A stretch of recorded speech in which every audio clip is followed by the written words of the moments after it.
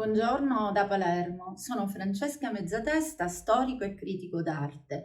Ho avuto modo di collaborare anni fa con la Galleria a Venezia, guidata dalla gallerista Donatella Bedello Melori. Questa gallerista per me è stata importante perché mi ha dato la possibilità di conoscere artisti di grande valore.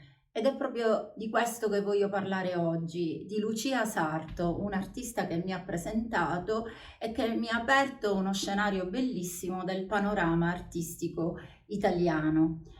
E oggi infatti parleremo della sua antologica che si terrà nello stesso luogo di questa galleria, che oggi però si chiama Ghetto Eccetera ed è guidata insieme al gallerista Donatella Bedello Melori anche da Alice Faga, che ringrazio tantissimo per il coinvolgimento. La mostra si chiama Di sguardi d'emozioni e già dal solo titolo ci lascia intendere i contenuti di questa splendida artista friulana.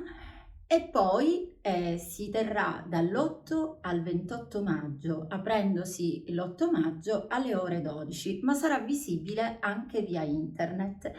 Intanto vi parlerò di questa artista straordinaria. Perché straordinaria? Innanzitutto il suo percorso è un percorso accademicamente ricco, quindi una grande consapevolezza tecnica, oltre che una grande capacità espressiva acquisita negli anni, non soltanto con l'esperienza, ma anche con un talento innato e una grandissima sensibilità, una sensibilità che è capace di trasporre all'osservatore. In questa antologica avremo modo di osservare una serie di opere che ci dicono come stilisticamente ha una sua cifra personale e che però riesce anche ad ampliare il suo repertorio. Già dalla figura testimonial della mostra vediamo la capacità di passare dal bianco-nero al colore, ma in tutto questo c'è un grande significato.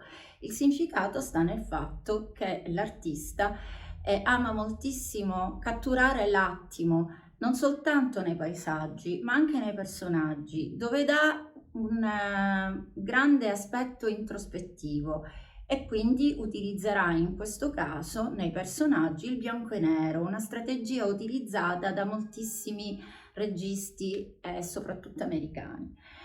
E il personaggio in questione è il Duca Bianco, David Bowie, un personaggio enigmatico che lei riesce a trasporre nella sua tela, dandoci l'impressione di risentire le note della musica di questo artista.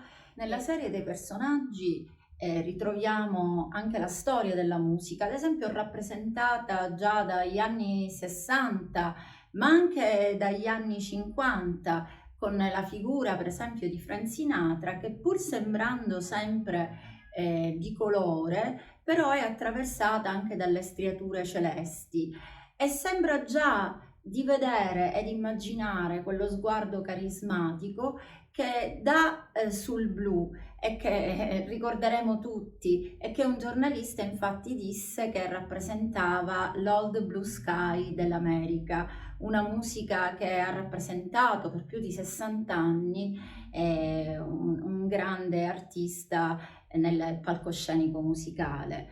E anche il movimento è un movimento porge con la sigaretta e con lo sguardo sognante e il suo movimento ci rimanda anche alle note stesse della musica, perché l'artista sembra interpretare anche con il personaggio, dando anche l'impressione di sognare con lui, diventa il nostro transfert dei suoi sogni.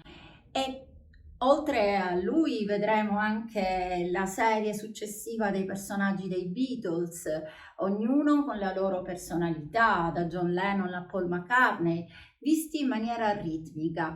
E poi ancora Mick Jagger, è colto nell'attimo in cui lui sta per parlare e il segno è molto più incisivo. Quindi già notiamo anche la differenza, è come se creasse anche delle differenze temporali. Nonostante il bianco-nero, lei riesce a porgerci attraverso l'arte anche un linguaggio vero e proprio. Oltre ai personaggi della musica, Lucia Sarto guarda anche alla psicologia di personaggi della letteratura. Un elemento importantissimo che ho notato è quello stilistico, in cui l'artista riesce in maniera magister a donarci un aspetto particolare, che è quello anche del tratto. Notiamo che nella parte bassa della camicia le pennellate sono ampie, il chiaroscuro che si crea, visto a distanza, ci dà l'immagine quasi di un quadro astratto, mentre invece poi ritroviamo la parte più dettagliata da questa luce che bagna i capelli e scende nel viso e riesce a donarci ogni singolo dettaglio della barba, ma anche del movimento della bocca, che sembra quasi narrare una poesia. Un altro elemento fondamentale che spesso lei inserisce e che mi ha molto colpito, perché? Perché era un dettaglio che veniva utilizzato moltissimo anche nel 400 da alcuni artisti e anche poi nel 500, ed era quello della mano in movimento posta tra l'osservatore che guarda e il personaggio.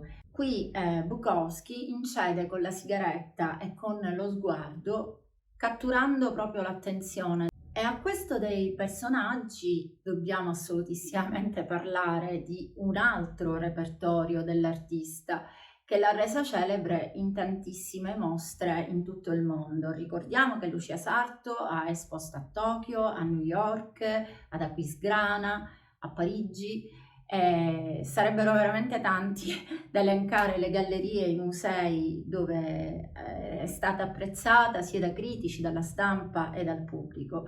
E ancor di più c'è da ricordare che in un primo periodo degli anni '80 ha collaborato anche a Vienna con il noto gallerista Heinz Otto, infatti la Galleria Otto, e nel suo excursus artistico è importante anche l'incontro con Tommaso Giotti della Poggi Bonzi Arte, con cui ha partecipato in tantissime edizioni artistiche.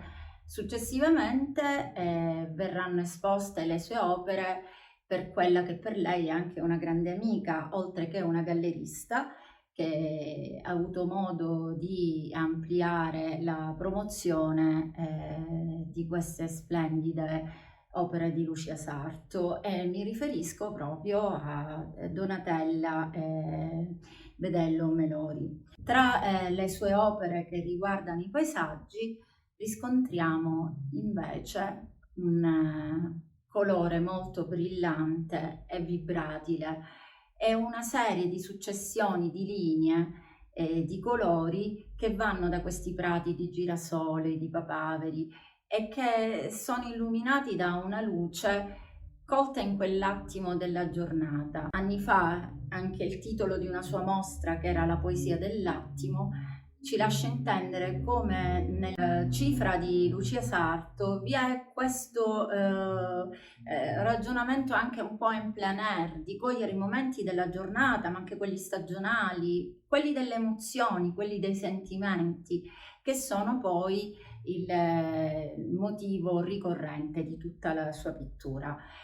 E in questi campi non vi sono soltanto linee orizzontali, abbiamo anche delle emozioni che si srotolano come nastri lungo l'infinito, punti di fuga di bellissimi campi di lavanda, e sono momenti che ci dona anche di grande serenità, e in questi spazi che sembrano uscire fuori dalla tela, sono finestre che si aprono all'anima. Lucia Sarto, che si è formata tra Torino e Venezia, certamente sarà rimasta colpita dalla luce veneta, che è una luce particolare che già sappiamo che dai vedutisti del Settecento come Canaletto condizionano molto il tratto pittorico e anche il taglio compositivo dell'immagine. E difatti i suoi scorci, i suoi canali riprendono tantissimo questa sensazione avvolgente, in cui vi è questa atmosfera con questo pulviscolo etereo che riesce a disperdersi e dipanare verso la lontananza e riesce persino a avere la capacità impressionistica di cogliere i dettagli delle bifore, dettagli delle colonne e della luce, dei chiaroscuri e i raggi di luce che arrivano sulla pietra veneta.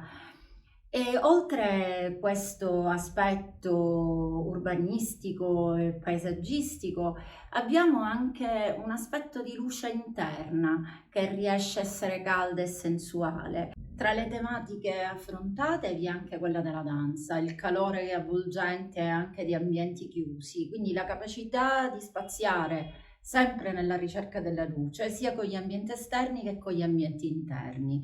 A volte anche soffermandosi oltre ai corpi di ballerini e il loro senso del movimento che incede anche a singoli oggetti che riguardano la danza, per esempio le simboliche scarpette messe al chiodo, che presuppongono, pur con l'assenza della danzatrice, tutta una storia e sono molto importanti le scarpette per una danzatrice.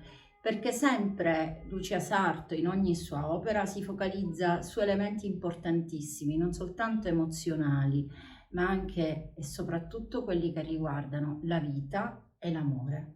E con questo, che è il significato primario della sua arte, io vi saluto da Palermo e vi invito a visitare questa bellissima mostra che sicuramente vi lascerà tantissimo dentro.